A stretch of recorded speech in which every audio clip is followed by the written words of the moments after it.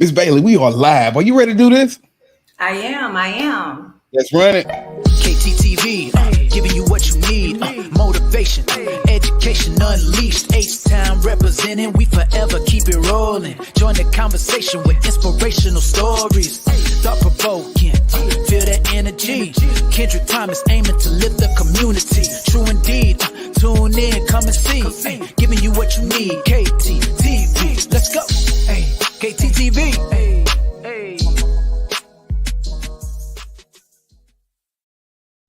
What do you do, KTTV? This is KT, and I'm coming at you live with another episode of the Education Unleashed talk show. And on tonight's episode, hold up. And on tonight's episode, I have the educator, entrepreneur, the founder, the fierce. I don't even know what else to say. Miss Angela Bailey, how you doing tonight, Miss Bailey? I am wonderful. Thank you for having me. Look, I do appreciate it. You know, we've been trying to get this thing connected. So thankful at that Half-City conference, we made a few things happen. And so we are here. You know, it's one thing to talk about the work where, you know, we out at the meeting spot. But then it's another thing when we get here and we get to record the work and just share it out with people. So thank you for taking some time out to come on and share a little bit with us tonight. No problem.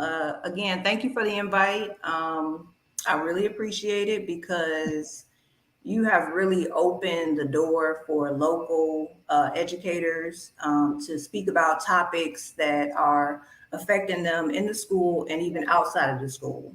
So your work is just doing things. You got to keep going, man. Be the voice. Right. That's it. So now, before we get things going, I started it during the pandemic, but it just was so real.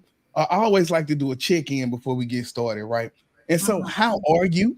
And as we get this school year off to a fierce and fast start, how you staying sane in this thing? Okay, well, it's just September, right? And typically things kind of change in October. That's when you really see true personalities come out. You know, you get to see the facade up until October. However, I have been seeing the faces in September. So I think there's just a little change in our fifth graders this year. I think the sixth graders are okay, but it's something about these fifth graders that came into the school this year.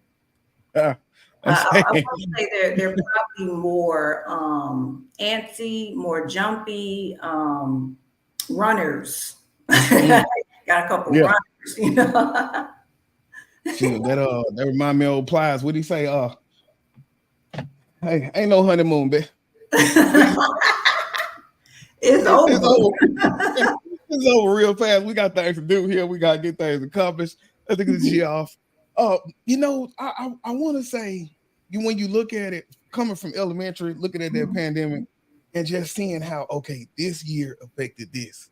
Now, this year, trying to catch up from that one affected. So just being able to watch kids go from kindergarten through fourth with that deficit that was created, it was pretty real. And so now, as they come in with their fifth, you're probably getting the brunt of these past few years of what's been missing in elementary, you know. So God bless you, you know. Thank you.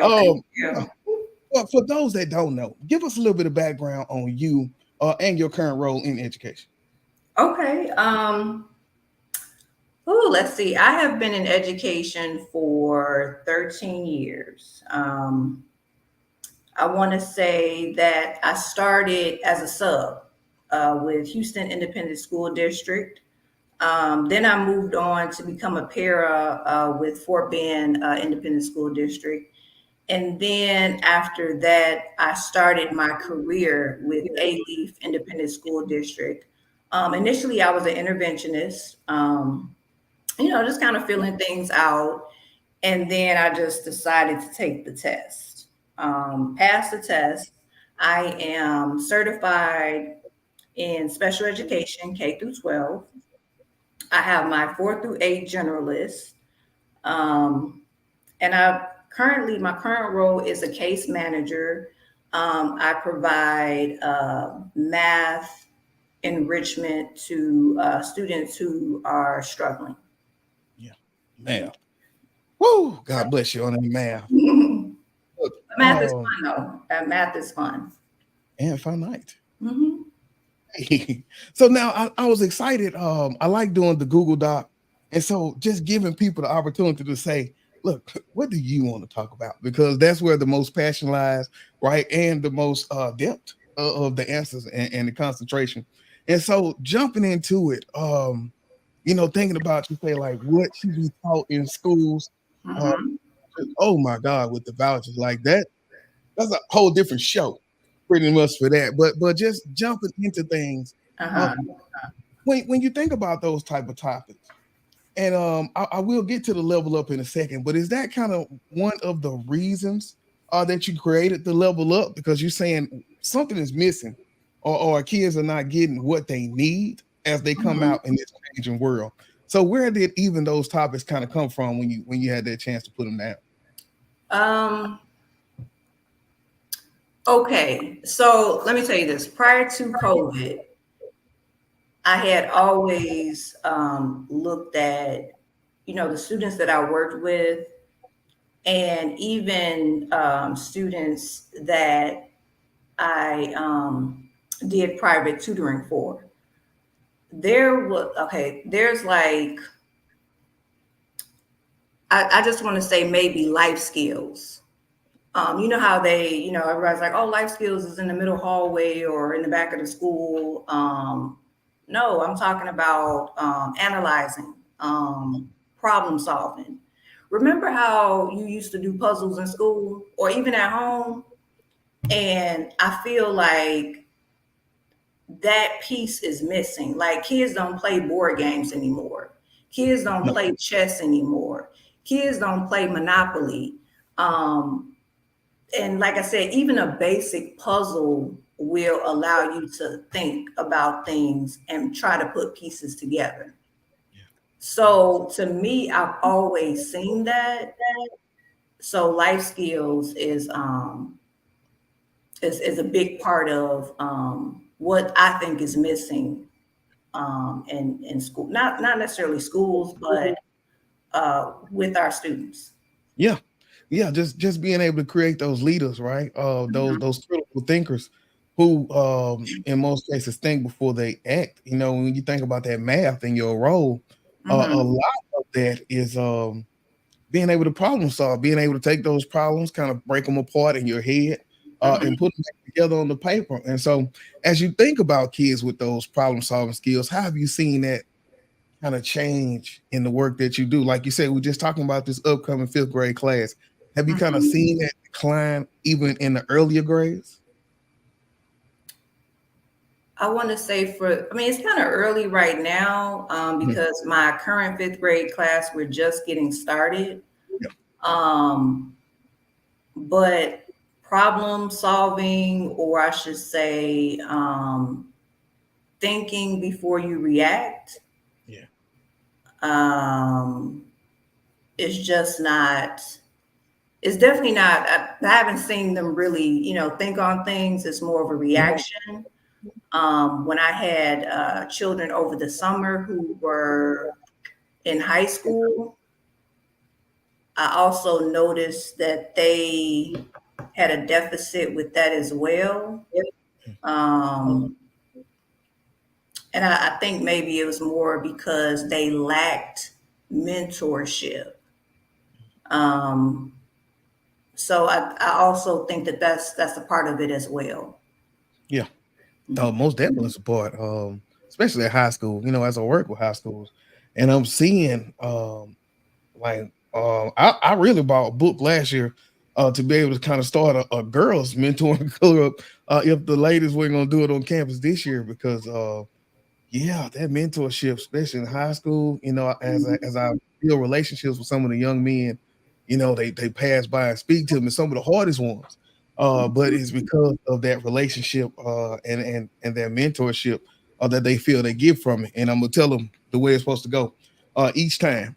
So now when you're thinking about that, what where do you think we could place that more inside of the schoolhouse? So if you was able to set the curriculum, Mhm. where would you institute more classes like that?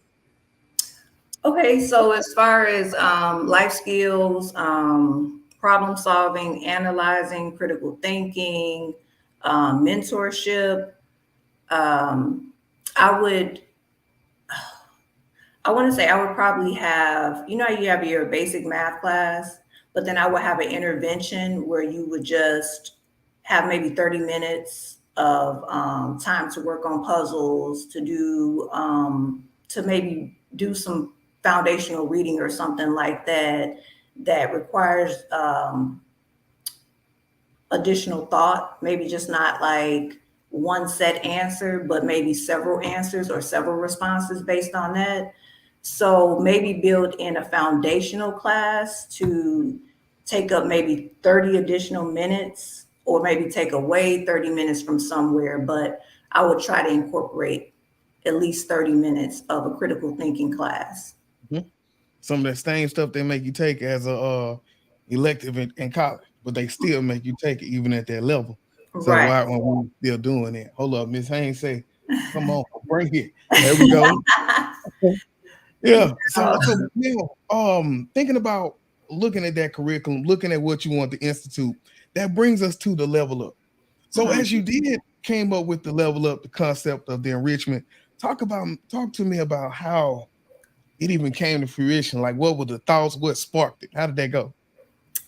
COVID-19. Hey.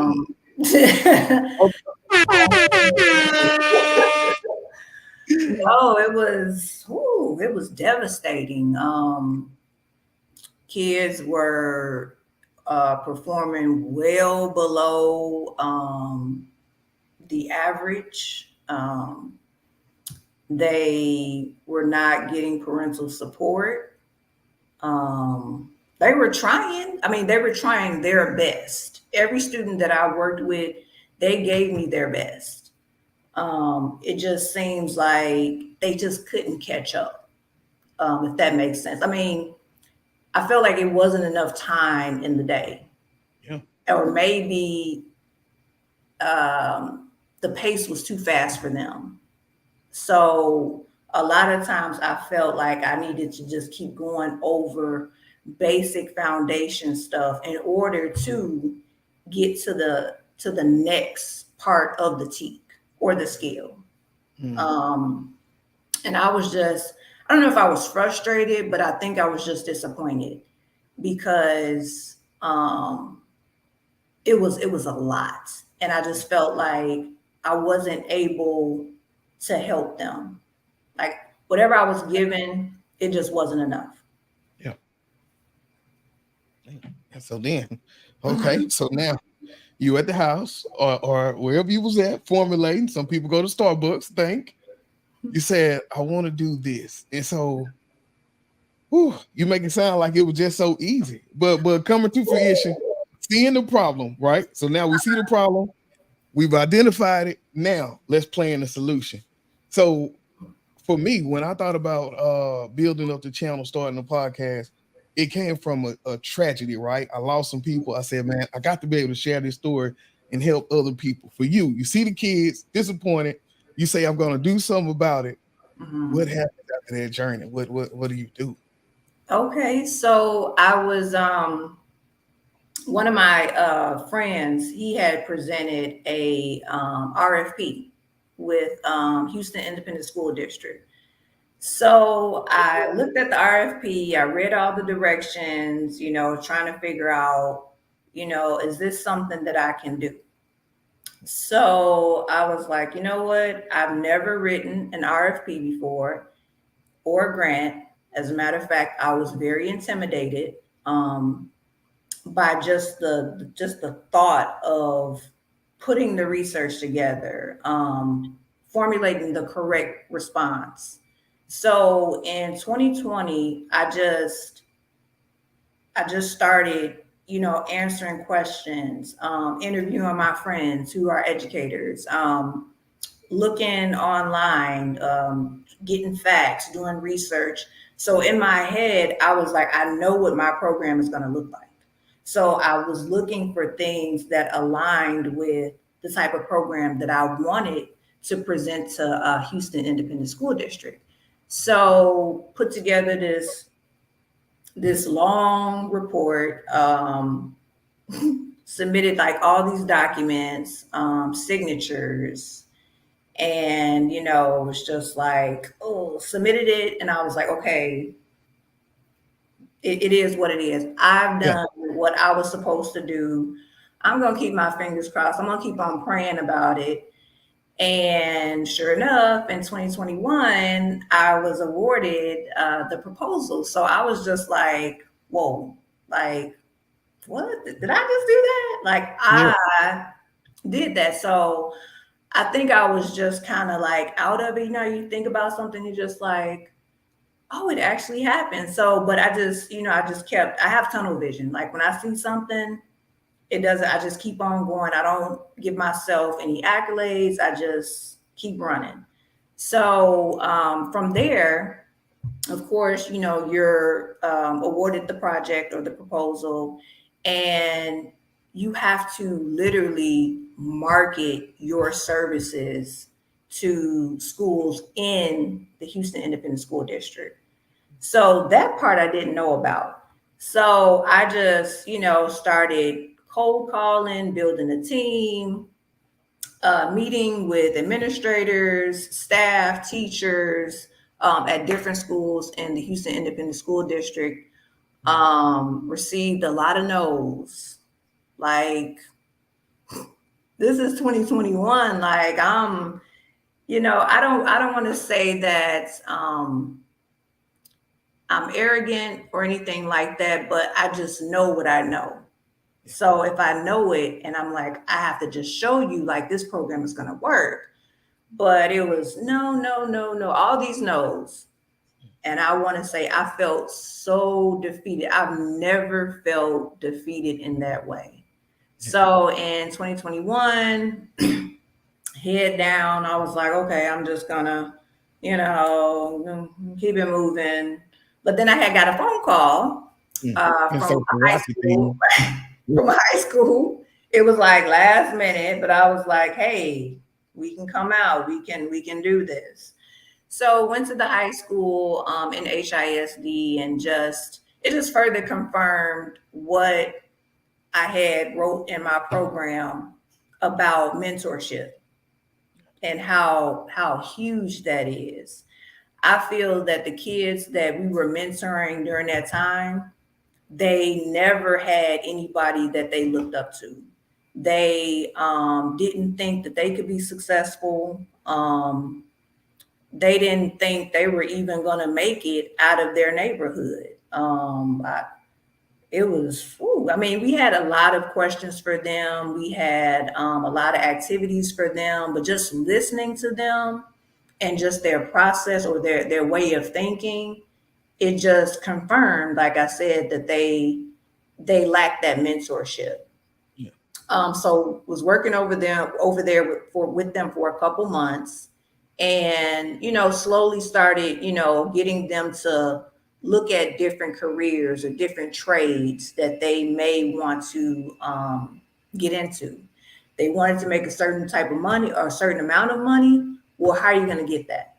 Show me what kind of career or skill that you're going to create in order to get that money. Then that's when they got really involved. When we started talking about money, oh, they were doing research. They were Like, looking man. at different trades. They were looking at the time that they would have to spend. I mean, they were on it. So I was very blessed to work with that school during that time, because I was like, I just knew it.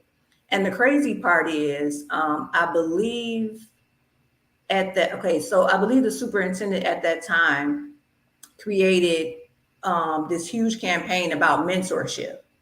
And I was like, my proposal was based on mentorship. Like, if you look at the whole proposal, it started with, we need to build trust. We need to pair kids with people that they can look up to, people that they admire, different skill sets that they may want to learn. These are the type of people. And actually, we bought in like professionals that graduated or that were part of that community. So when they were coming in, the kids initially was like, who is this guy? Who is that lady? Well, they came from your neighborhood and this is where they are now. So it was just it was just crazy because I was like, I put that in the proposal, and now the superintendent's saying like we got to have mentorship, not just academics. And I think that was the first time I've heard that in Houston, that mentorship. We're going to put something out there to help these kids because they're lacking social skills, they're struggling emotionally, not just academically. So everything that he was saying, I was like, that was in my proposal. Come So. on, man. That's it. Look, Miss Haynes say that.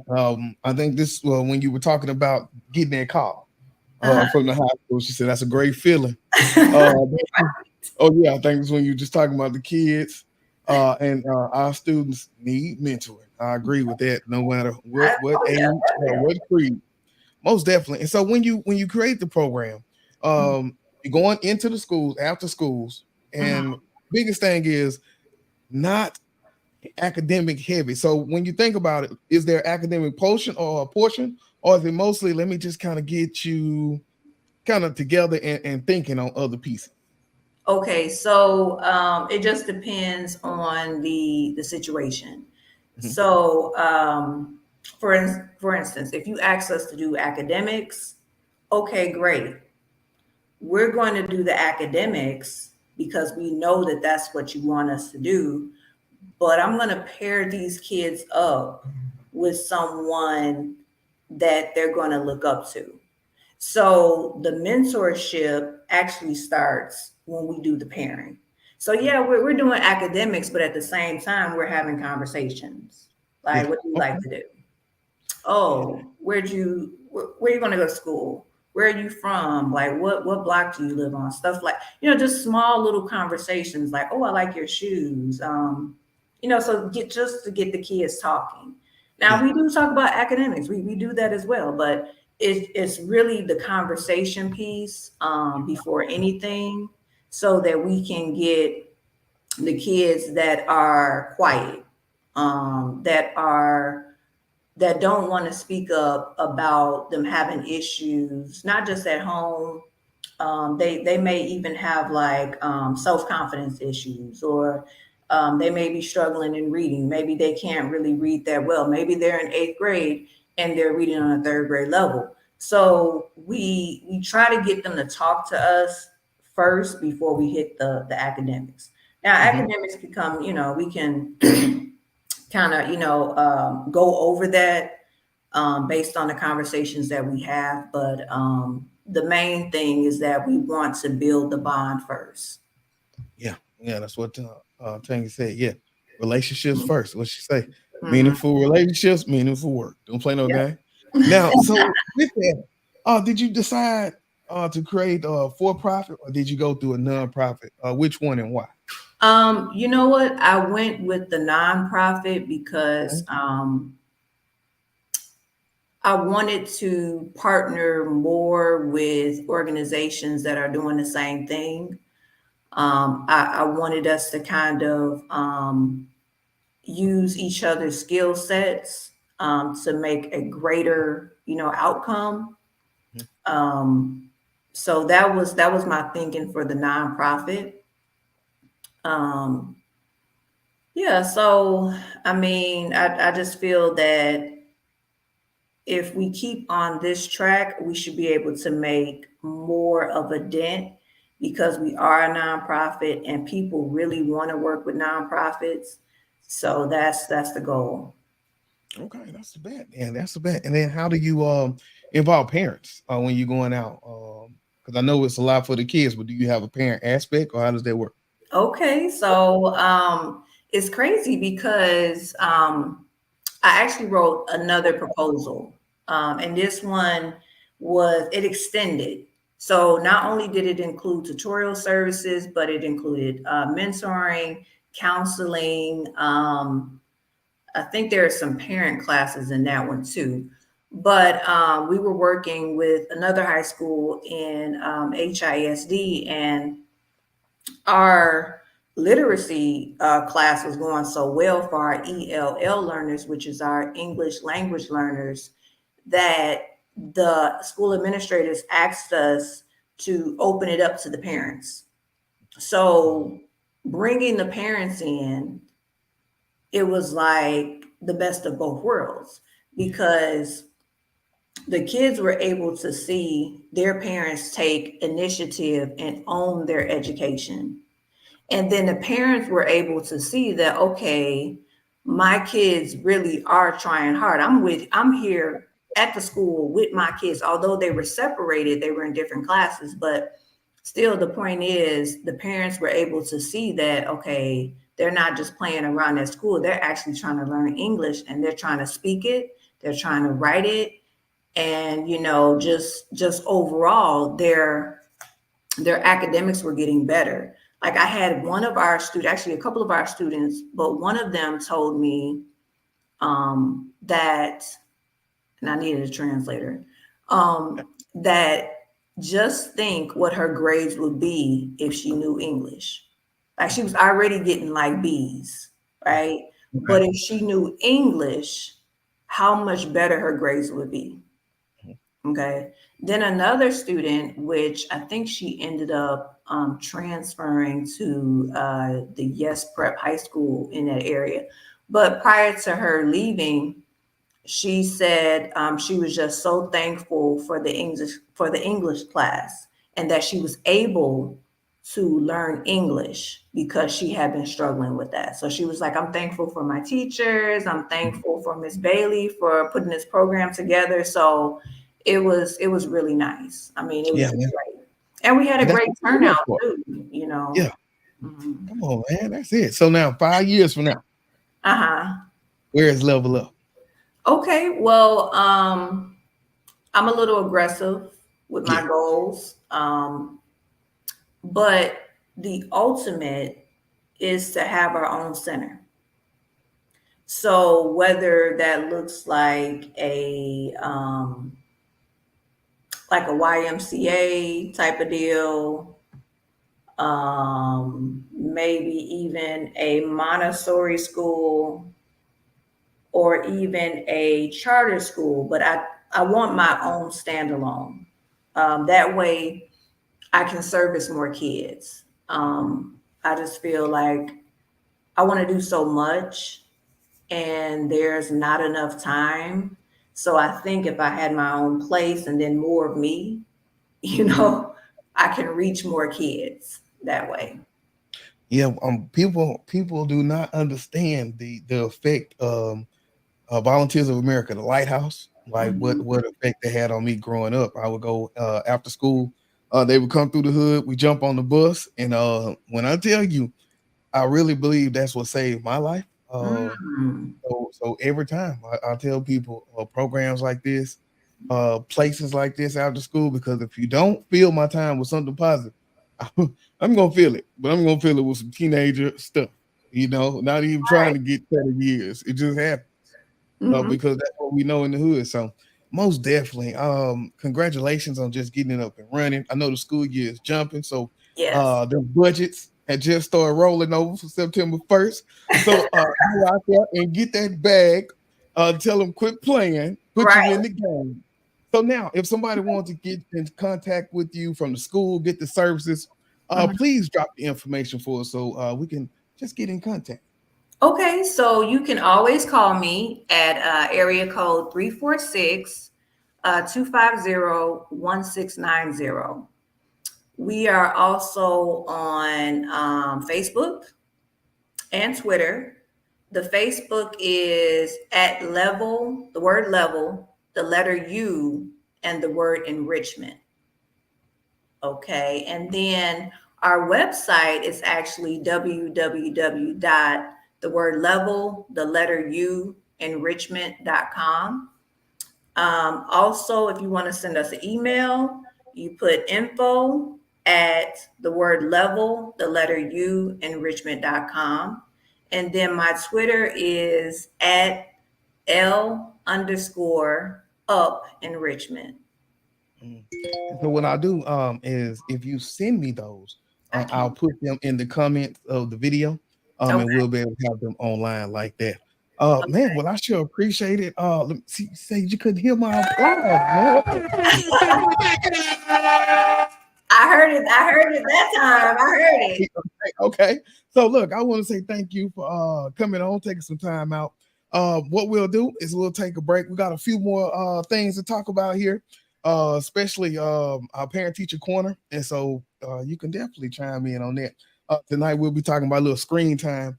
Last time we talked about just tracking. We talked about social media tracking because we know how dangerous that is, especially for our intermediate and middle school kids, because they Hmm. think they first start smelling themselves. So what we'll do, take a quick break and then we'll come right back.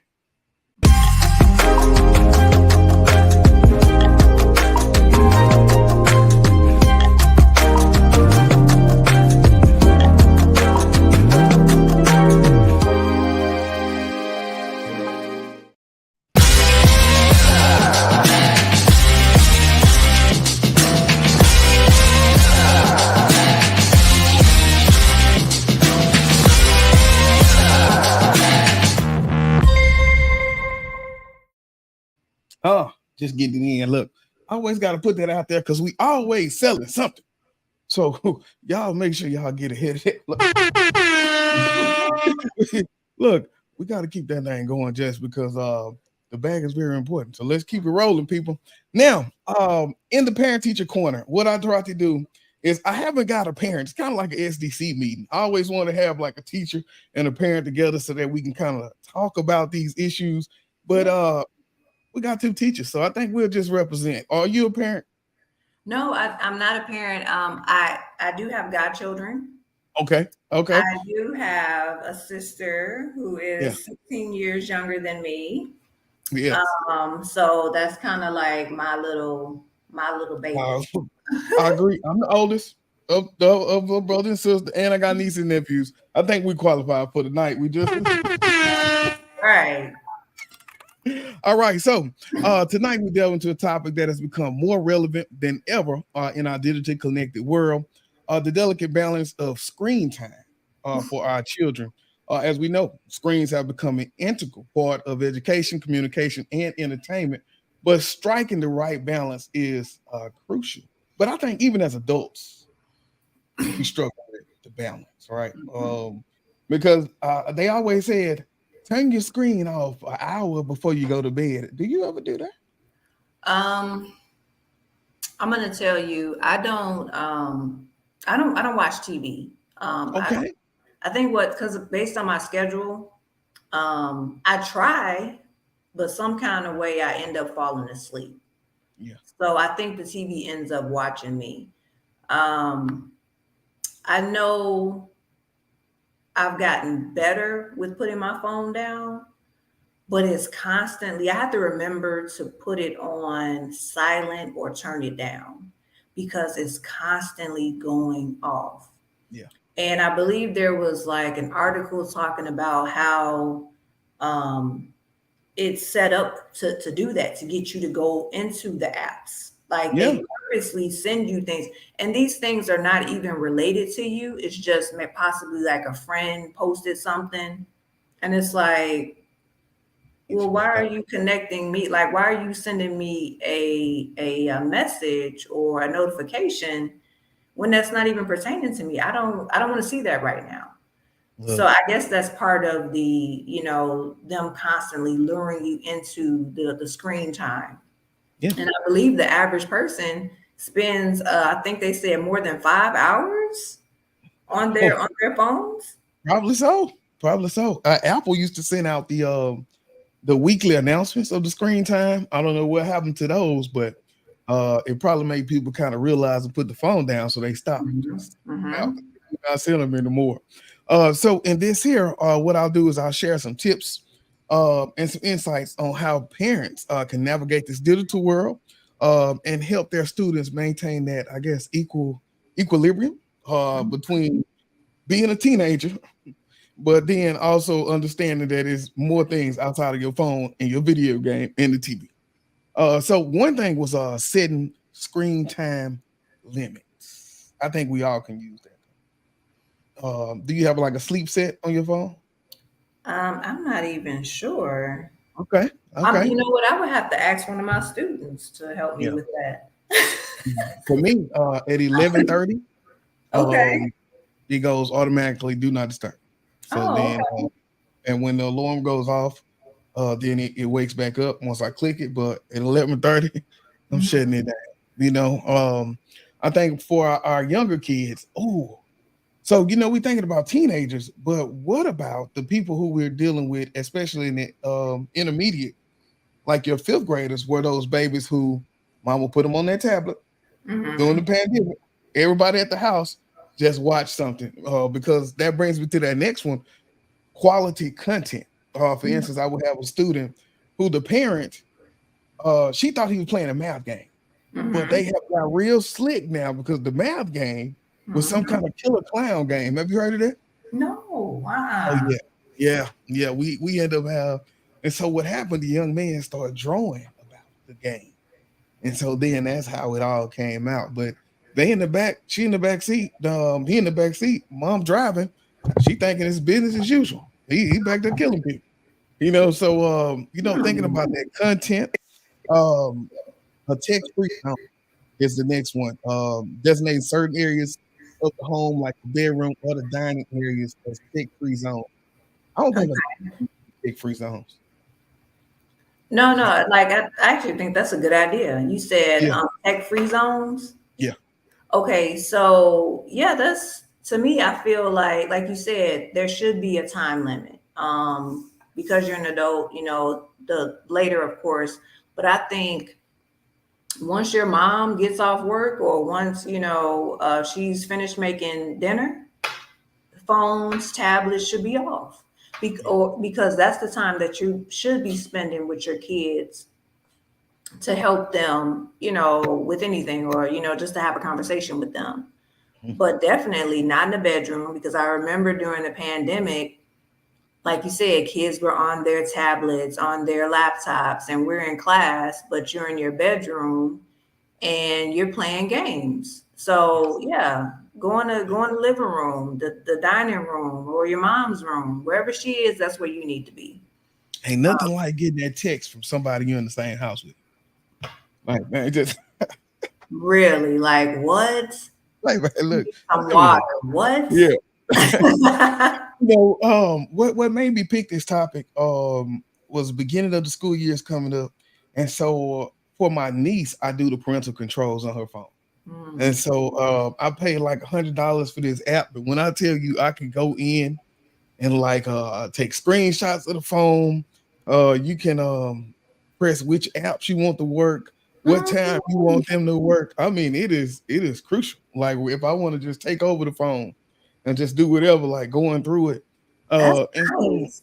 yeah, I mean it's good, but uh it is kind of cumbersome though.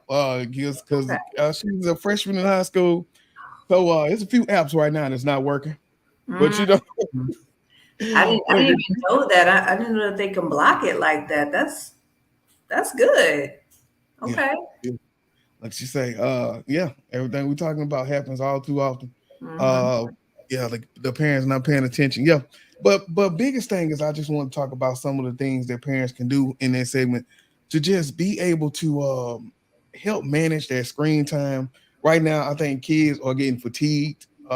They stand up all night on the game, on the computer until when it's time to get on there for this iStation or this iReady, you Hmm.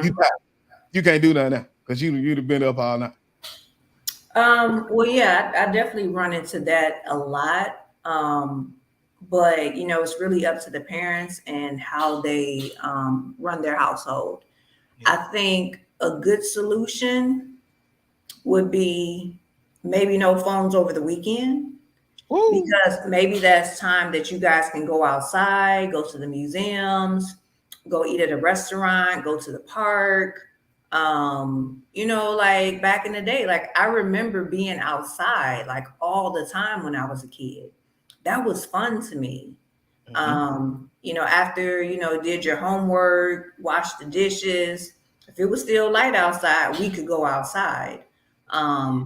But I just think that a lot of kids don't want to go outside. So instead of having our tablets and our phones on Saturday and Sunday, maybe we can make that family time. That would be so good. Except you probably start a war in the household. You trying to take my phone. It's like a punishment. No, I mean it's not a punishment. Let's That's just what they're go gonna say. outside. That's what they're gonna say. Now, some people I do know, and I actually still in this day and age know some people who say we don't watch TV during the week. On the Mm, weekends they get to watch TV, but when they come home, it's books, study, bed, tomorrow. okay, okay. Yeah, I want to see 10 years from now how them kids turn out because they only catch weekend TV. I don't know what they look at. So I'm ready. I'm interested to see this. All right. So what we'll do, we're gonna take one more quick break. Come back. I want to talk about our educator highlight, and then look at a little, try to look at some trends in education, and then we're gonna wrap this thing up. Miss Bailey, you ready to do that? I am. All right. I'll be right back. You see the drippy, I'm fitted up. Hop in my car and the giddy up. Secure the bag, yeah, I get the bus. Pick it up, pick it up, pick it up. You see the drippy, I'm fitted up. Hop in my car and the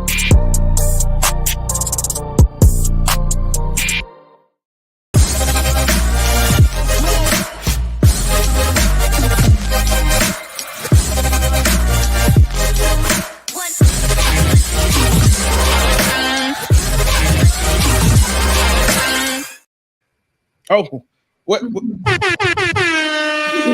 gonna run the bells. I mean the button and the sound for what? Always selling something. Look, people, head to the website, KTTV.com. Make sure you get logged in. We got merch, we got books, we got everything, y'all. Just get to the website and check that out. All right, now how you feeling, Miss Baby? Hey, I'm feeling good. I Look, feel great. I was telling them when we first started getting into them allergies tonight, the cats got me. It was a very quick one. Benadryl came to the rescue, and so I've been fighting ever since then. So just thank you for bearing with me. Thank y'all for bearing with me out there. As we get into our educational trends and insight segment, what I want to just talk about is STEM in general, right? You think about those fads, you think about those things that happen, and man, for a while, like the STEM was like full throttle. You want to be a STEM campus, you're doing your PBLs. I've been removed off the main campus for the last year. Are y'all still kind of doing that same fight, working with the STEM? Is it still hot, or have people moved on to a different trend, in your opinion? No, our campus is, we have a great IT resource person. She has robotics. She does coding. She does, I forget, we have like this 3D printer. She does the 3D printer. And this is more so, she does this stuff during, I should say, after school. It's part of the after school program. I should say some of our teachers there do the after school program. We also have a good science specialist at our campus. She is very hands on. She loves doing different projects, letting the kids put their hands on something, doing different experiments. She actually hosts a lab, I think, every week, and then she will actually teach a lesson. So STEM is definitely at our campus constantly. I want to say daily. So, but as far as other, like hearing it in the news and even with the social media, I really haven't heard too much more about STEM. Yeah, yeah. Like what happened? Because when you think about those critical thinking, when you think about the robotics, when you think about the creativity, the innovation, all of this is bred through those STEM classes, those project-based learning. I remember doing at the elementary level, all the kids they made like alarms for something, where they were guarding something. They had to kind of put all the wires together. Hmm. But just being able to kind of do real life projects like that is what creates that critical thinking. Sometimes it wouldn't work. And now on the spot, I'm challenging these kids to fix it. So what went wrong? What are we going to do? Like right now, it got to be fixed. You just got called out on the emergency call. But all of those pieces. So I agree that we have to keep those things running, because that's our future. Like those jobs, some of those jobs haven't even been created yet. So our digital programmers, our coders. I know we Mhm. did a lot with Apple, just doing those coding classes. Did you ever get with for that? Were you a part of anything through the You know district what? with the Apple? Yes, this summer, we were able to have a coding camp. So it was kind of like it was summer school, but it was more like summer camp. So it ran the same time as summer school did, but we had at my particular campus, we had coding, which I taught the coding class, and that was great. Like the Yeah, kids loved the coding class. Like some of them built video games. They built different presentations that centered around SEL, social emotional learning. They were able to create characters, make them move, collect points, say things. Like these kids were really advanced. So I definitely love the coding program. I'm hoping that we're able to do the coding program again next summer or for this school year over the summer. I think for the most part, they need to incorporate coding into the curriculum. Like, I'm thinking maybe have a class that allows kids to build scenarios for how to create a science experiment. Maybe hmm they do like a visual for that, yeah, or maybe possibly create a video game that allows kids to collect points for good behavior or turning in their assignments. yeah, I mean, just something like it was so cool to do that. The kids really loved it. yeah. Bring back the sign. Hmm. Let me see what we got. Let me. I was just thinking, what would kids make? I was fortunate enough, like the weekend before the world shut down, I was the MC at First Lego League, and Hmm. so they were doing the competition, and like had people from all over the country because this was like coming close to the championship. But being able to see those kids so excited about just being able to think critically, put the application, build those robots. It was a few nerds. Don't Yeah. get me wrong, but there was a few cool, just laid back kids. I was like, man, what are you doing here, man? Are you that old with it, brother? And so everybody though was just killing it and fired up. So I do believe that we got to keep that going because Yes, that is the future of what we're doing. And so, okay, well, thank you for kind of putting that perspective on that because I want to know is it still happening in the schools like it was before? Because definitely. trends come and go, especially in education. Your buzzwords come and go, but some things we got to keep preparing kids for. And so, that just goes back to right what we were talking about in the beginning. All right. So now for our wrap up, Mhm. I wanted to highlight an educator who what I do is I put out a Google Doc. And if there's educators who are doing a good job. You know how they always say, give you your flowers while I'm living, like Yeah. celebrate me now. And so when I tell you people are coming through, they're putting in like names. Now some people they don't fill out all the information, but they at least put their name and the person they celebrate in the school district. So that's like this brother tonight. Wasn't a lot, wasn't like last week.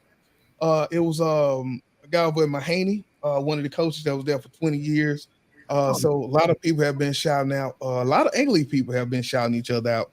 So I appreciate everybody. But this guy is Mr. Marcus, I think Pryor. And so he shouted out Rashad Godbolt, which is the principal at Campbell Middle School. And so I guess that's at Sci-Fair ISD. And okay. so he said this is an educator who has come from humble beginnings in Louisiana, and Mhm. he is an outstanding role model for kiddos. That's what Mr. Marcus said. So shout out to Rashad Godbolt, our principal. Look, before I even put the horns on, we're gonna put the horns on for one, this brother doing a good job, but for two, being the principal of a middle school. God bless this brother.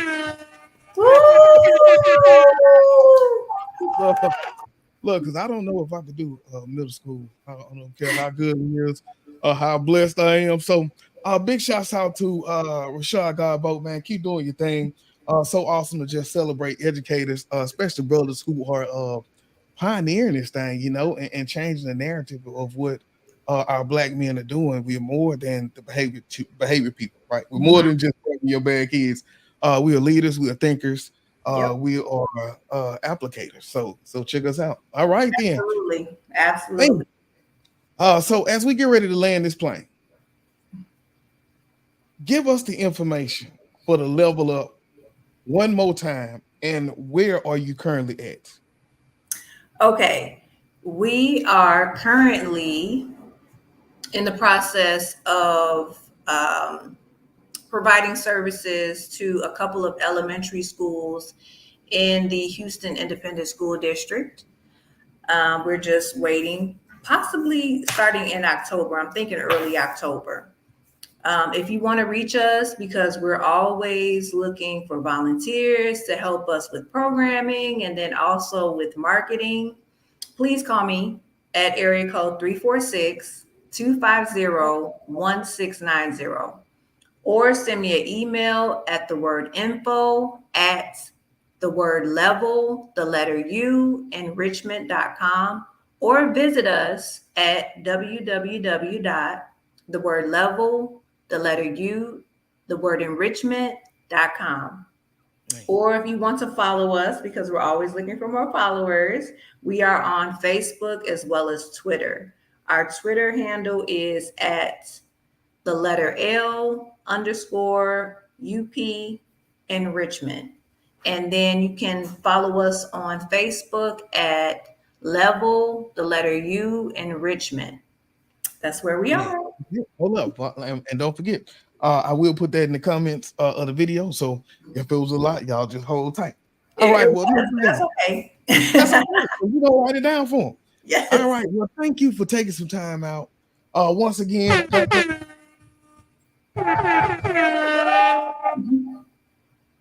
want to say thank you. Man, this is Thursday night. You know, when I thought about Thursdays, I didn't think about Thursday night football. So I really love this and doing this for the 12 weeks that I do back to back. So thank you for being a part. I look forward to sharing this out with the audience and really just getting the word out about the awesome work that you're doing. And yeah, we'll talk soon. I'll see you at the spot. Shout out to G. No. All right, y'all. This is KT for KTTV signing out. 100. This is Darnell with Broadcast Houston. This is Dr. Tamara Beckford. Hey, this is Candace. This is London Underwood. This is Kirsten Bass with Inner City Greens, and you're watching. Y'all are now tuned in to KTTV. KTTV. KTTV.